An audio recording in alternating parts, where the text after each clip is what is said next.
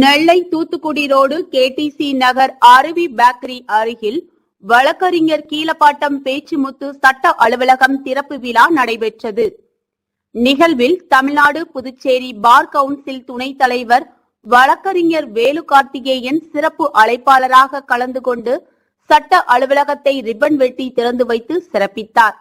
தொடர்ந்து திறப்பு விழாவில் மூத்த வழக்கறிஞர் ராமநாதன், முன்னாள் வழக்கறிஞர் சங்க தலைவர் சிவசூரிய நாராயணன், வழக்கறிஞர் சங்க தலைவர் ராஜேஸ்வரன், செயலாளர் மணிகண்டன், உதவி செயலாளர் சிதம்பரம், மூத்த வழக்கறிஞர் செல்வராஜ், அரசு வழக்கறிஞர் கருணாநிதி மற்றும் வழக்கறிஞர்கள் லக்ஷ்மணன், ரமேஷ், கொம்பையா, ஆனந்த், கிருஷ்ணன், பேச்சுமுத்து, முத்துக்குமார், செல்லத்துறை, சிவசக்தி, சுரேஷ், ஹார்ஜித், கார்த்திக், குப்பக்குறிச்சி தங்கச்சுடலை, குலவணிகர்புரம் கார்த்திக் உள்ளிட்ட திரளான வழக்கறிஞர்கள், தொழிலதிபர்கள், நண்பர்கள், உறவினர்கள் என கலந்து கொண்டு இத்திறப்பு விழாவினை சிறப்பித்தனர்.